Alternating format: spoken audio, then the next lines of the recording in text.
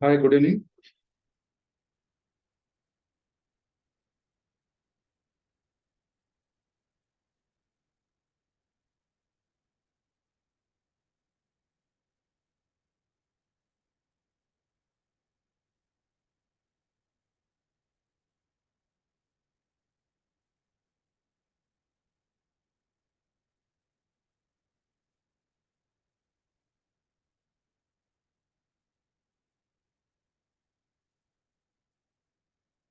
चलिए, तो हमें आज एक छोटा सा सेशन करने वाले हैं कि RBI grade B, IRDA grade A और नाबार्ड की ग्रेड ए के लिए कैसे प्रिपेयर करना है। आपको मेरी आवाज़ आ रही है तो आप चैट बॉक्स में यस लिख दीजिए।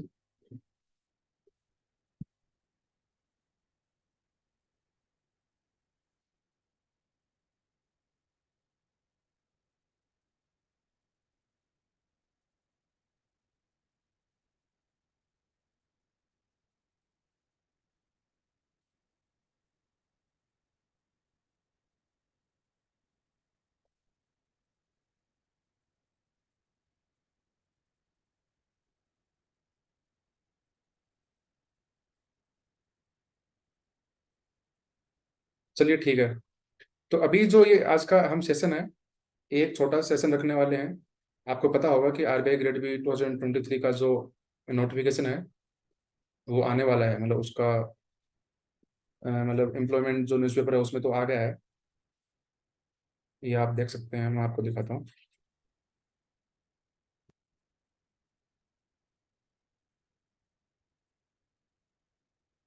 ठीक है।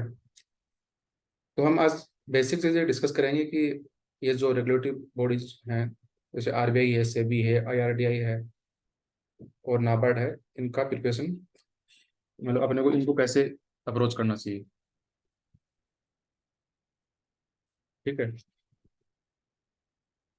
तो सबसे पहले मैं थोड़ा अपना इंट्रोडक्शन बता देता हूँ कि मैंने आरबीआई ग्रेड भी है वो 2 बार क्लियर किया है। सॉरी, मेंस 2 बार क्लियर है, मतलब इंटरव्यू में अपेयर हुआ हूँ। और नाबार्ड ग्रेड बी का इंटरव्यू मैंने 2 बार दिया है, मतलब उसका मेंस 2 बार क्लियर किया है। और आईआरडीआई का जो पिछले वाला जो नोटिफिकेशन आया था 2017 में, उसमें मैंने मेंस क्लियर किया था और इंटरव्यू में अपेयर हुआ था। अनफॉर्चुनेटली इन किसी भी एग्जाम से मेरा फाइनली मतलब कट ऑफ क्लियर नहीं हुआ। लेकिन अभी मैं नाबार्ड ग्रेड ए जो है उसमें assistant manager, as a assistant manager काम कर रहा हूँ। ये मैं इसलिए बता रहा हूँ क्योंकि एज क्योंकि जो एक्सपीरियंस है उसके बेस पे मतलब आप लोगों को भी वो बेनिफिशियल रहेगा कि जो मेरा खुद का एक्सपीरियंस है उसके बेस पे चीज़ें बताऊंगा, तो मतलब आप लोगों को भी रिलेट करने में थोड़ा सा आसानी रहेगा। कोई भी चीज़ आप पूछना हो तो मतलब इसमें चैट बॉक्स में आप अपना क्वेश्चन डाल दीजिए। फिर लास्ट में अपन थोड़ा इंटरेक्टिव सेशन भी रख लेंगे। आपको कोई डाउट हो तो आप पूछ लीजिएगा, है ना। चलिए हम चलते हैं। तो ये आरबीआई ग्रेड बी का एम्प्लॉयमेंट न्यूज़पेपर है, उसमें आया हुआ है। अभी हम आते हैं अपने मेन मुद्दे पे। तो ये आज किसी ने रिक्वेस्ट भी किया था, और एक्चुअली मैं काफ़ी टाइम से अपने पर्सनल किसी काम में थोड़ा बिजी था, तो मैं अपना वीडियो वीडियो वगैरह कुछ डाल नहीं सका था। पहले मैं टेलीग्राम चैनल पे अपना वो इम्पोर्टेंट न्यूज़ थी वो भी शेयर करता था। वो अभी फिर से मैं कोशिश करूँगा फिर से उसमें शेयर करना शुरू करूँ। और जैसे टाइम मिलेगा तो यूट्यूब पे भी हम कुछ इंपॉर्टेंट जैसे करंट अफेयर्स वगैरह के या कुछ इंपॉर्टेंट टॉपिक्स हैं उनके वीडियो में शेयर करूँगा। तो चलिए अभी अपने मुद्दे पे आते हैं। एक तो जो भी एग्जाम्स हैं, स्पेशली जो रेगुलेटरी बॉडीज के एग्जाम है, अभी हमारा फोकस रेगुलेटरी बॉडी एग्जाम्स पे होगा क्योंकि मेरा यूपीएससी वगैरह कोई बैकग्राउंड नहीं है। बैंक पीओ वगैरह मैंने क्लियर किया हुआ है। तो अ, अपना जो आज का जो मेन मुद्दा है वो रेगुलेटरी बॉडीज ही रहेगा।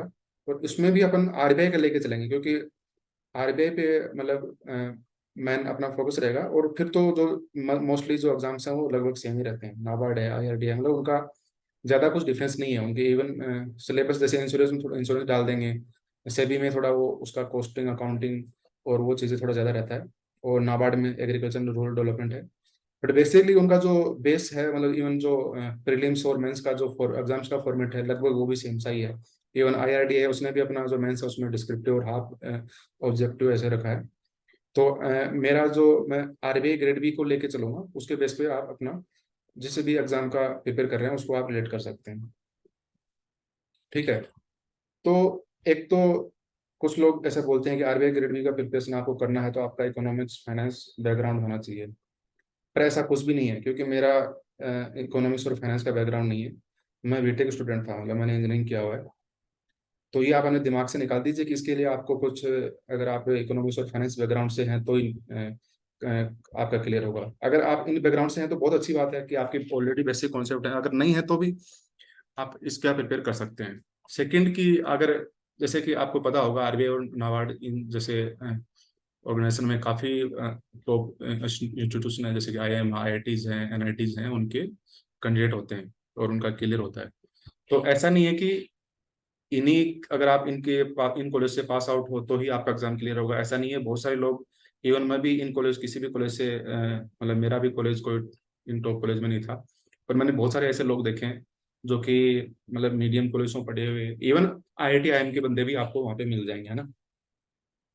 तो ये टोटली डिपेंड करता है कि आप एग्जाम को कैसे अप्रोच करते हो, और आपको एग्जाम क्लियर करने की कितनी मतलब लगन है या भूख है, मतलब आप अपनी ऐसे अगर देसी भाषा में बोले तो वो इम्पोर्टेंस रखती है ना।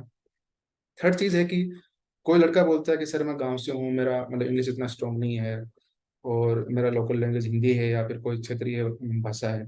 तो ऐसी कोई बात नहीं है। आप किसी भी भाषा में आपने स्कूलिंग और कॉलेज किया हो, लेकिन आपको कोई इश्यू नहीं होगा अगर आप उस इन एग्जाम को अगर अच्छे से अप्रोच करें। और मैं आपको अभी कुछ चीज़ें बताऊंगा, अगर आप वो चीज़ों को अगर फोकस करें तो आप इन एग्जाम्स को आराम से निकाल सकते हैं। ठीक है, तो चलिए अभी हम चलते हैं नेक्स्ट। अभी आपको ये एग्जाम है, ठीक है, तो इसमें अगर डिटेल में वैसे देखा जाए तो हम बहुत कुछ चीज़ें डिस्कस कर सकते हैं, लेकिन मैं आपको ऐसे कुछ बहुत इंपॉर्टेंट चीज़ें बताऊंगा और बेसिक चीज़ें जो कि आपको इन एग्जाम्स के प्रिपरेशन करने के लिए मतलब शुरू कहाँ से कर सकते हो। ठीक है, और कैसे उसको अप्रोच करना है, और क्या ऐसी चीजें हैं जो कि आपको करना ही करना है। अगर आप इन एग्जाम्स की तैयारी कर रहे हो तो वो चीजें आपको करना ही करना है। अगर आप उन चीजों में आप नहीं कर रहे हो या उन चीजों में आपका इंटरेस्ट नहीं है, तो मेरे हिसाब से आपको ये एग्जाम छोड़ देने चाहिए। इनके अलावा कोई दूसरे एग्जाम्स के लिए प्रिपरेशन आपको करना चाहिए। एक तो आपका जैसे कि इंटरेस्ट हो फाइनेंस और इकोनॉमिक्स में, थोड़ा बहुत इंटरेस्ट होना बहुत जरूरी है।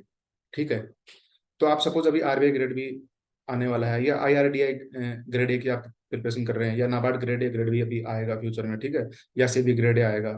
तो आप इनका अगर आप प्रिपरेशन कर रहे हैं, करने वाले हैं, तो आपको हमेशा ध्यान रखना है। एक तो इन एग्जाम्स में आपको उनका सिलेबस आपको पता होना चाहिए, और सिलेबस के आप प्रिंट आउट निकाल के अपने पास रखिए, और मतलब उसको सप्ताह में एक बार या तब तक उसको मतलब गो थ्रू कीजिए उसको। आपके वो सिलेबस पूरा दिमाग में होना चाहिए कि यार ये चीजें अब मैं बताऊंगा क्योंकि क्यों दिमाग में होना चाहिए और उसका क्या बेनिफिट मिलेगा आपको।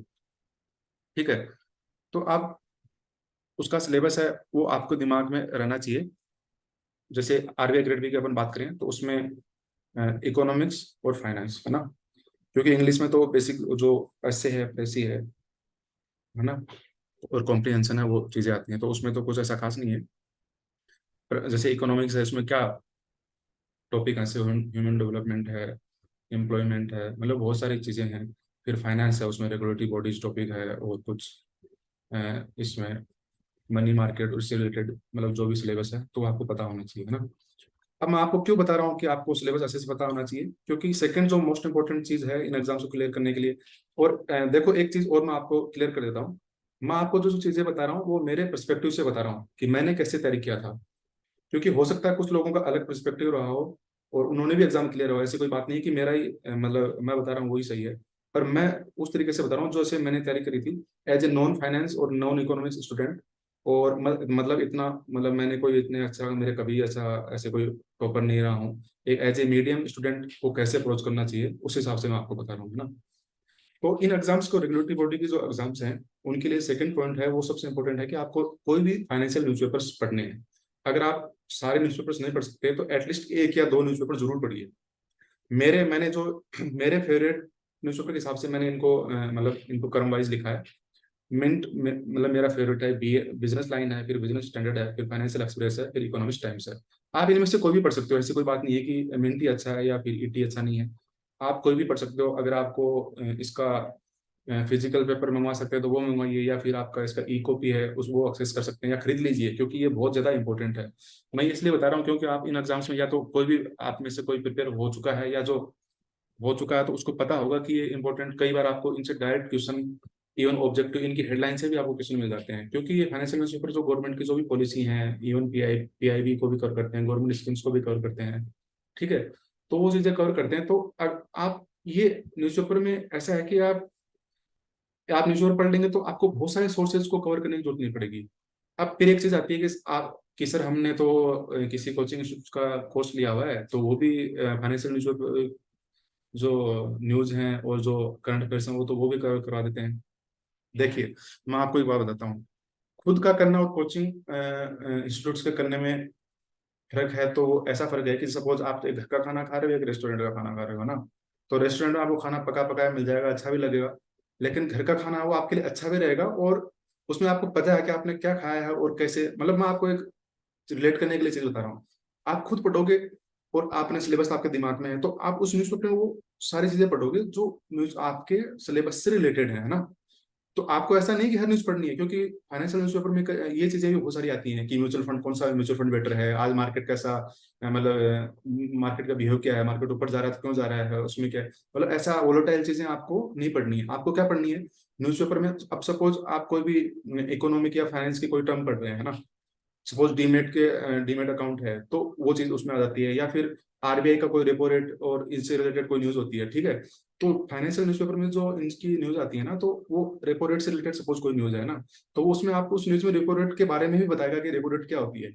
और मतलब मैं एक ये एग्जांपल दे रहा हूँ, इससे क्या होगा, सपोज वो आपके सिलेबस में वो चीज है, वो चीज आप अगर इसमें न्यूज़पेपर में आप बार बार पढ़ोगे उससे रिलेटेड चीजें, तो आपको इवन आपका जो स्टैटिक है ना, करंट अफेयर्स के अलावा इकोनॉमिक्स और स्टैटिक टर्म्स है ना, वो भी आपको ऑटोमेटिक याद होनी शुरू हो जाएंगी, है ना।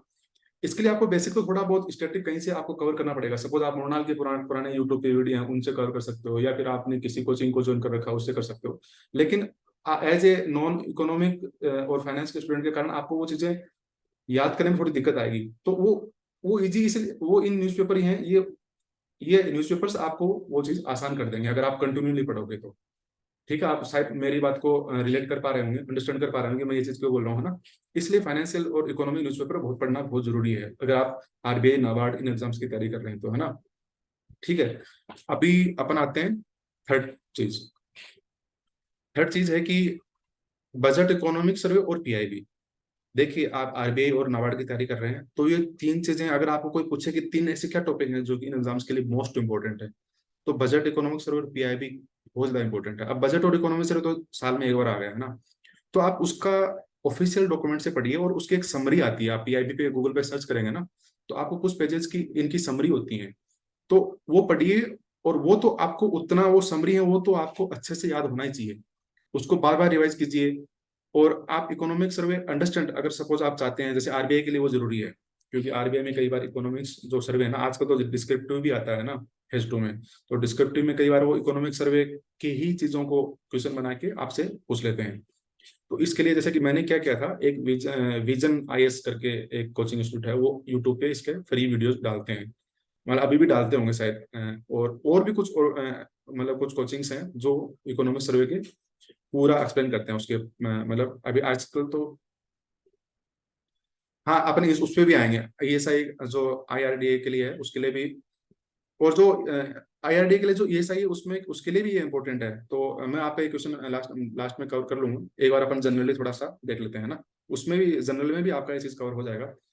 तो जैसे कि ईएसआई है तो इकोनॉमिक्स के लिए आपको इकोनॉमिक सर्वे, बजट और पीआईबी ना। इकोनॉमिक सर्वे मैंने आपको बताया कि काफी कुछ यूट्यूब पे आपको फ्री इसके वीडियो मिल जाएंगे, आप वो देख लीजिए। और उसके बाद जो मैंने आपको बताई वो उसकी जो समरी शीट है आप वो डाउनलोड करके वो उतना करना ही है आपको। अब ये जो रेगुलेटरी बॉडीज के एग्जाम्स होते हैं ना, इनमें मतलब ये फिगर्स बताते हैं कितना बजट दिया क्या हुआ। तो बजट का जो डॉक्यूमेंट है ना वो आप, जो मैंने आपको बताया वहीं से डाउनलोड करके उसकी समरी, और उसको इतना बार बार पढ़िए, पहले आप उसका कोई वीडियो देख लीजिए ना, फिर आप उसका पीडीएफ रिवाइज कीजिए, तो आपको वो चीजें याद रखने में बहुत आसान रहेंगी। ठीक है।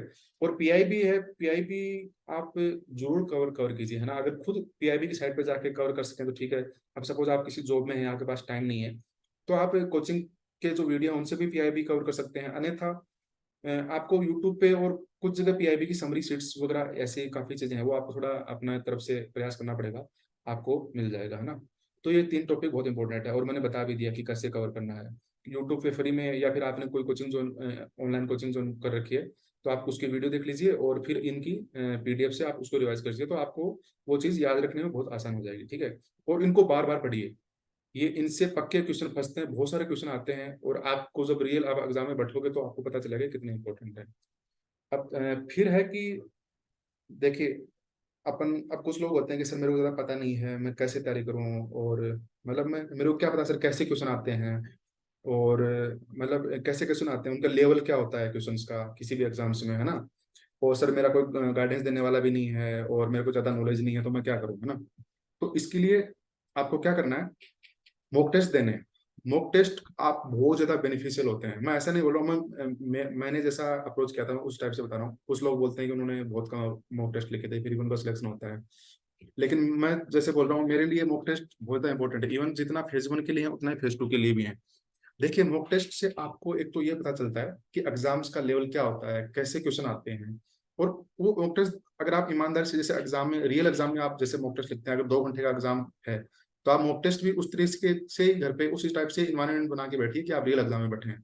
मैं आपको बता रहा हूँ ये चीज बहुत इंपॉर्टेंट है। आपको लग रहा होगा कि मॉक टेस्ट मतलब इतना सीरियस लेना नहीं चाहिए, मैंने एग्जाम में तो अपन सीरियसली हो जाते हैं, ऐसा नहीं है। आप 2 घंटे कंटिन्यू बैठते हैं, वो भी आपको एक एक्सपीरियंस हो जाता है और वो चीज़ आपको रियल एग्जाम में बहुत ज़्यादा हेल्प करती है। तो मॉक टेस्ट आप लिखेंगे तो उसमें आपको एक तो ये पता चलेगा, जैसे मैंने आपको बताया, कैसे क्वेश्चन आते हैं, क्या लेवल होता है, कितने कितने क्वेश्चन आते हैं। और फिर आप कोई गलती करें और आपका लेवल क्या, मतलब बहुत सारे लोग मॉक टेस्ट लिखते हैं तो आपको अपनी मतलब एक अपना वो पता चल जाता है कि आप कितने पानी में हो, मतलब आप अगर मैं देसी भाषा में बोलूँ तो आप कितना पानी में हो, मतलब आपको कितना आता है, मतलब आप कहाँ स्टैंड करते हो, ठीक है। तो ये मॉक टेस्ट का सबसे बड़ा फायदा होता है। फिर आदमी क्या करता है, अगर उसके मार्क्स कम आए, मैं मेरा बताता हूँ, मैंने जब आरबीआई अटेम्प्ट शुरू करना किया था तो मेरे बहुत कम मार्क्स आते थे, मतलब सपोज 100 का पेपर है तो मेरे शुरू में 15-20 नंबर आते थे। लेकिन मैंने उसको नंबरों को देख देख के और उस पेपर को फिर एनालाइज कर करके और मैंने अपने मार्क्स बढ़ाना शुरू किए। और ये मैं आपको मेंस की बता रहा हूँ, क्योंकि प्री में तो 200 मार्क्स का नंबर होता है, मेंस में 200-200 के होते हैं, फाइनेंस और इकोनॉमिक्स, है ना। ठीक है। तो लास्ट में मेरे 60-70 तक नंबर आने लगे थे। और आप ये मान के चलिए आरबीआई ग्रेड बी में अगर मेंस में जो एफ फाइनेंस और मैनेजमेंट एफएम और ईएसआई है उनमें आपके अगर 70-65 के करीब नंबर अगर मॉक टेस्ट में नहीं आ रहे हैं, तो आपको अपना अच्छे से प्रयास करना चाहिए, क्योंकि जो सिलेक्टेड बंदे हैं, आप पुराने ईयर्स का अगर वो देखोगे ट्रेंड, तो आपको थोड़ा बहुत, जैसे किसी के ईएसआई में 60 है तो इंग्लिश में उसको 75 आ गए, एफएम में उसको 70 आ गए, उस हिसाब से मेरिट बनती है, ठीक है। अब आप ये पूछोगे सर मेरे पास पैसे नहीं है, मैं कोई कोर्स नहीं कर सकता, मतलब मोस्टली लोग, जैसे कि कुछ कोचिंग इंस्टीट्यूट हैं वो अपना कोर्स थोड़ा महंगा भी रहता है। तो आपको यूट्यूब और गूगल पे, टेलीग्राम पे आजकल बहुत अच्छा मटेरियल मिल जाता है। तो जैसे कि मैंने ऐसे ही कुछ न्यूज चैनल जो मैंने रेफर किए थे अपने नाबार्ड के एग्जाम के लिए, एक तो आपको यूट्यूब पे क्लियरिटी करके एक चैनल था, और उनका टेलीग्राम पे भी वो सर काफ़ी चीज़ें पीडीएफ वगैरह प्रोवाइड करते थे, है ना। उनके टेस्ट सीरीज, टेस्ट के आई थिंक उनका पेड था, बट स्टिल वो काफ़ी अच्छे थे क्योंकि उन्होंने भी नाबार्ड का एग्जाम्स का प्रिपरेशन किया हुआ था, है ना। तो उन्होंने वो चीज़ें काफ़ी हेल्प करी थी, ठीक है। ऐसे आपको बहुत यूट्यूब चैनल मिल जाएंगे। जैसे एक यूट्यूब पे लॉगिन अग्री करके था, अभी तो पता नहीं वो शायद डालते हैं नहीं डालते हैं, लेकिन उस टाइम पे उन्होंने करंट अफेयर्स के वीडियो डालते थे, स्टैटिक अग्री के। तो स्टैटिक अग्री के तो वीडियो तो आपको काम आ ही जाएंगे ना, लॉगिन अग्री करके आप नोट कर सकते हैं। एक तो क्लियरिटी करके यूट्यूब पे चैनल है जो स्पेशली नाबार्ड की तैयारी करे उसका बता रहा हूँ, और एक लॉगिन अग्री करके, ये दोनों फ्री हैं और यूट्यूब पे इनके बहुत बढ़िया आपको स्टैटिक एग्रीकल्चर के आपको वीडियो मिल जाएंगे, ठीक है। इसके अलावा आप चीज़ें गूगल पे सर्च कीजिए। मैं आपको एक चीज़ और बताता हूँ कैसे चीज़ें आप जो बंदे इकोनॉमिक्स और फाइनेंस बैकग्राउंड से नहीं है वो कैसे इन एग्जाम्स की तैयारी कर सकते हैं।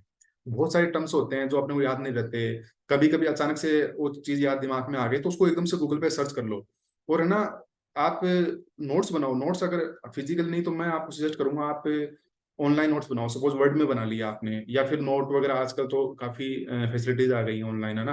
तो आप नोट्स बना के वो आपको फिर हर जगह आप उनको, सपोज ऑफिस में हो कहीं पे भी आप उनको रेफर भी कर सकते हो, ठीक है। तो हर चीज़ के नोट्स बना के रखिए। इवन मॉक टेस्ट का भी मैं आपको बताऊं, इन आपने सपोज आपने मेंस का सपोज आरबीआई ग्रेड बी के ईएसआई पेपर का मेंस का मॉक टेस्ट दिया, ठीक है।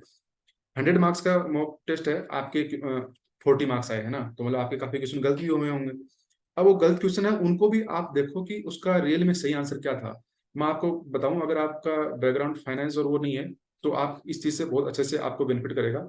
और मतलब आप काफ़ी अच्छे से मतलब वो चीज़ें सीख सकते हो। इवन जो मॉक टेस्ट के जो आंसर हैं जो आपको कोचिंग वाला ऑब्वियसली प्रोवाइड करता है, उससे भी बहुत बेनिफिट मिल सकता है आपको। ठीक है, आप शायद समझ रहे होंगे। और अगर आपको कुछ डाउट आ रहा है, ये गणेश करके हैं, अगर आपको कोई डाउट आ रहा है तो आप पूछ लीजिए। हम देखता हूँ एक स्लाइड और है शायद आगे। हाँ, फिर वो अपना थोड़ा सा इंटरेक्शन कर लेंगे। ठीक है, थोड़ा सा मैं आपको और बता देता हूँ। और एक चीज है कि ये एग्जाम्स हैं, इनमें फैक्ट्स एंड फिगर्स बहुत आते हैं। इस स्कीम में कितना बजट अलॉट हुआ, ये स्कीम कौन से साल तक है ना। तो इसमें आपको क्या करना है, रिवाइज करना है बार बार। ठीक है, चीजों को आप रिवाइज नहीं करोगे तो वो आपको एग्जाम्स में याद नहीं रहेंगी, है ना। कोई भी इंसान ऐसा नहीं होता कि जो एक बार में पढ़ के याद कर लेता है। तो रिवीजन बहुत ज्यादा करना है आपको। इसलिए मैंने आपको बताया था कि आप वर्ड वगैरह में नोट्स बना लीजिए इनके, क्योंकि जो चीजें हैं उनको आप कहीं पे भी बार बार जब भी आपको टाइम मिले तो आपको उनको रिवाइज करते रहिए। तो वो आपको हमेशा के लिए याद रहेंगे और एग्जाम में बहुत हेल्प मिलेगा। ठीक है, थोड़ा सा मैंने इंटरव्यू का भी लिखा है कि सपोज आपका मेंस में सिलेक्शन हो गया है तो इंटरव्यू के लिए कैसे प्रिपरेशन करना है। इंटरव्यू में आप किसी भी एग्जाम का, इन रेगुलेटरी बॉडीज का एग्जाम का इंटरव्यू दे रहे हो तो बायोडाटा अच्छे से फिल कीजिए, क्योंकि बायोडाटा से मोस्टली क्वेश्चन पूछे जाते हैं। जैसे कि आपकी स्टडीज के बारे में, जॉब के बारे में। अगर आप पुराना कोई जॉब है तो आपको जॉब के बारे में ज्यादा पूछेंगे। किसी ने फ्रेशर है तो उसको अपनी स्टडीज के मतलब डिग्री के बारे में ज्यादा पूछेंगे। फिर उसने आपकी स्ट्रेंथ, वीकनेस, स्पेशलिटीज मतलब। और फिर ये आपको सपोज आरबीआई क्यों ले, आपको आप क्या कर सकते हो आरबीआई के लिए, या नाबार्ड में आपका क्यों सिलेक्शन होना चाहिए। आप किसी भी ऑर्गेनाइजेशन का इंटरव्यू दे रहे हो तो उस ऑर्गेनाइजेशन की एनुअल रिपोर्ट, उसकी वेबसाइट को गो थ्रू अच्छे से कीजिए, क्योंकि इससे आपकी सीरियसनेस पता चलती है। इंटरव्यू इंटरव्यू वालों को पता चल जाएगा कि आपने ये चीजें पढ़ी हैं तो आप इसके लिए सीरियस हैं। और आपको आपने नहीं पढ़ी है तो भाई जो चीज आपको चाहिए आप उसके बारे में पता नहीं कर रहे हो तो मतलब आप सीरियस नहीं हो। ठीक है, और एक नॉलेज के अलावा और भी बहुत चीजें इंपॉर्टेंस रखती हैं। आप जब कोई भी इंटरव्यू दें आप तो उसमें पोलाइट रहिए और कॉन्फिडेंस रखिए। जो चीज आ रही है उसका हम्बली उसका आंसर दीजिए। अगर नहीं आता तो उसको सॉरी बोल दीजिए, बल्क मत कीजिए। किसी भी इंटरव्यू में आप उसको झूठ बोलोगे तो बहुत उसका नेगेटिव इम्पैक्ट जाता है। ठीक है, चलिए अब हम कुछ क्वेश्चन ले लेते हैं। आप चैट से पूछ सकते हो या फिर मतलब उससे आप अपना बोल भी सकते हो अनम्यूट करके। ठीक है, ये एएसआई फॉर आईआरडीआई है ना, तो इसका मोस्टली इसमें एक तो मैंने इसका सिलेबस थोड़ा सा देखा था, इसका एडवर्टाइजमेंट था, उसमें था कि एएसआई वो मतलब स्पेसिफिकली रिलेटेड टू इंश्योरेंस ऐसा कुछ था, है ना। तो इंश्योरेंस के भी मैंने जब 17 में प्रिपरेशन किया था तो इसके फ्री मेरे को वीडियो मिले थे। इंश्योरेंस पे आपको वीडियो मिल जाएंगे, एक चैनल था, अभी तो मुझे याद नहीं है। तो इंश्योरेंस के बारे में वो है। उसके इसके अलावा एक तो जो इंश्योरेंस अमेंडमेंट है जो 2015 में आई थिंक हुआ था, या फिर जो एक इंश्योरेंस में करंट न्यूज क्या है इकोनॉमी से रिलेटेड, वो सबसे इंपॉर्टेंट तो इन चीज में ये होता है कि जो करंट में उससे रिलेटेड क्या चल रहा है। मैंने आपको ये बताया था कि सिलेबस दिमाग में रखो और फिर उससे रिलेटेड करंट में क्या चल रहा है न्यूज़पेपर्स में। इसके अलावा इंश्योरेंस अगर आप आईआरडी का ईएसआई के लिए पूछ रहे हो तो उसका सिलेबस मैंने अच्छे से ध्यान नहीं है, पर स्टिल ईएसआई जो सिलेबस है उससे रिलेटेड थोड़ा बहुत आप स्टैटिक अगर आप अपने पहले पढ़ाई नहीं करी है तो स्टिल आप कर सकते हैं। उसका स्टैटिक के बारे में थोड़ा सा जान लीजिए और उससे रिलेटेड जो करंट में क्या चल रहा है वो उस पर ध्यान दीजिए। और उसके बाद में उसके आप वो जो टेस्ट हैं वो अटेम्प्ट कीजिए। ठीक है, sir I have give RBI grade B last time but my score was very low and I am scared to give RBI grade B, sir what to do. देखिए गुरुनाथ, डरने की कोई बात नहीं है। इवन मेरा भी कोई बैकग्राउंड नहीं है और मैं भी एवरेज स्टूडेंट हूँ, लेकिन आरबीआई ग्रेड भी बहुत टफ एग्जाम नहीं है, आप क्लियर कर सकते हो अगर फोकस से। और इवन वो बोलते हैं ना कि किसी चीज की भूख होना चाहिए, मतलब अगर आपके पास वो हंगर उस टाइप का है तो आप कर सकते हो। जो मैंने चीज बताई है इस वीडियो को मैं यूट्यूब पे भी डाल दूंगा, आप यूट्यूब पे जाके इसको देख सकते हैं। और जो चीजें मैंने बताई हैं उनको एक बार फिर से करके, और मैंने मोटा मोटा अभी बताया एग्जाम्स के बारे में ना, अपन डिटेल में अपन फिर से कभी चर्चा कर लेंगे। ठीक है, और आपको और भी कुछ डाउट हो तो आप पर्सनली मेरे को, मेरा मेल आईडी भी मैंने दिया हुआ है और जो टेलीग्राम ग्रुप है उस पर भी कोई भी क्वेश्चन कभी भी पूछ सकते हो। उसमें टेलीग्राम ग्रुप में भी आप पीछे के उसमें जाओगे तो आपको मैंने एक उस पे ये अपना ड्राइव ड्राइव में मटेरियल भी डाला हुआ, बहुत सारा पुराने पेपर्स और उसके बहुत सारी चीजें हैं, मतलब कुछ पुराने लोगों के इंटरव्यूज वगैरह उनके ट्रांसक्रिप्ट वगैरह डाली हुई हैं। तो आप गो थ्रू कर सकते हो कि लोगों ने कैसे तैयारी की हुई है। ठीक है, गौरव गर्ग का पेड कोर्स है इंश्योरेंस के लिए आई थिंक। देखिए पेड कोर्स आप ले सकते हो, ऐसा नहीं है कि पेड कोर्स खराब ही होते हैं। पेड कोर्स में कुछ तो मदद मिलती है, स्पेशली जो लोग किसी जॉब में है ना, तो उसके लिए तो हेल्पफुल होता है। इवन इवन मैंने भी कुछ पेड कोर्स लिए थे। और पेड कोर्स आप ले सकते हो। मैं देखो मॉक टेस्ट सीरीज तो जरूर सजेस्ट करूंगा आपको, जैसे कि मॉक टेस्ट सीरीज में प्रैक्टिस मॉक और ओली बोर्ड बहुत अच्छे मॉक टेस्ट सीरीज हैं, और इवन आपको कई बार इनके क्वेश्चन आपको एग्जाम्स में भी देखने को मिलते हैं। इसके अलावा आई एग्जाम भी क्या तो मॉक टेस्ट फ्री में होते हैं, और भी काफी सीरीज हैं। अगर आपको, आप मॉक टेस्ट सीरीज जरूर खरीदिए, मैं उसके लिए जरूर सजेस्ट करूंगा। कोर्स भी आप खरीद सकते हैं, ऐसा आपको जो सही लगे आप वो खरीद सकते हैं। मैं सजेस्ट ऐसे कुछ करूंगा नहीं कौन किस कोचिंग का लेना चाहिए आपको, लेकिन आप ले सकते हैं। और लेकिन आप उसी पे डिपेंड मत रहिए, मैं आपको ये चीज जरूर बोलूंगा, है ना। कोई भी कोचिंग का मटेरियल आपने ले लिया, लेकिन ऐसा नहीं है कि वो काम हो गया आपको, ये गलतफहमी में आप कभी मत रहिएगा, है ना। क्योंकि आपको दूसरे हाथ पांव भी मारने हैं, जैसे न्यूज़पेपर पढ़ना है तो पढ़ना ही है, मतलब उसमें अगर आप रेगुलेटरी बॉडीज का एग्जाम प्रिपेयर कर रहे हो और फाइनेंशियल न्यूज़पेपर नहीं पढ़ रहे हो, तो मतलब मैं ऐसे नहीं बोलूंगा कि तभी आपका सिलेक्शन हो सकता है, ऐसी बात नहीं है। पर स्टिल मतलब मैं बता रहा हूँ कि वो आपको बहुत फायदेमंद रहेगा।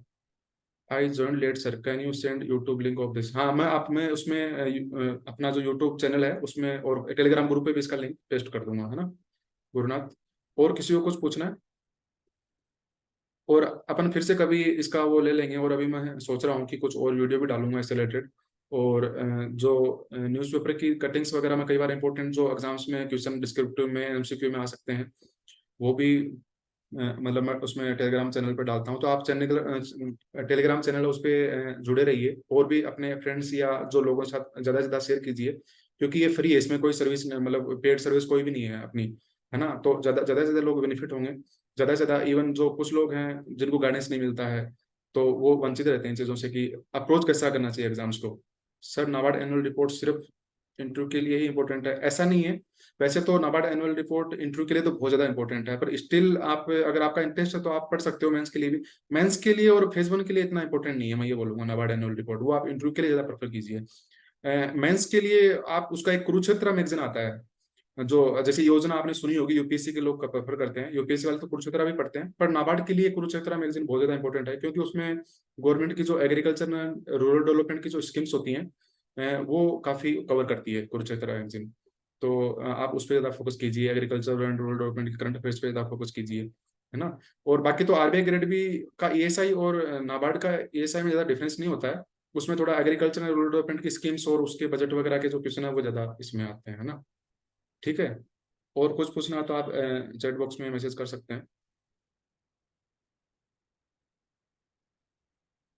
अभी 5 मिनट और है, आपको कुछ भी डाउट है तो आप पूछ लीजिए।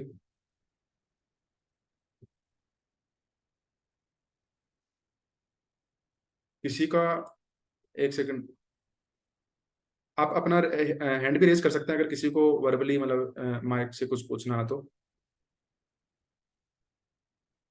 हैंड रेज का ऑप्शन होता है, वो कर सकते हैं, और अनम्यूट करके आप कुछ पूछ सकते हैं अगर आपको कुछ पूछना है तो।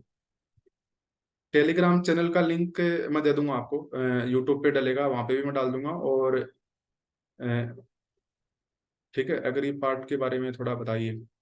अगली पार्ट के बारे में मैंने बताया कि आपको यूट्यूब पे कुछ चैनल है उनमें, जैसे क्लैरिटी है, लॉगिन एग्री है, उनमें स्टैटिक मिल जाएगा।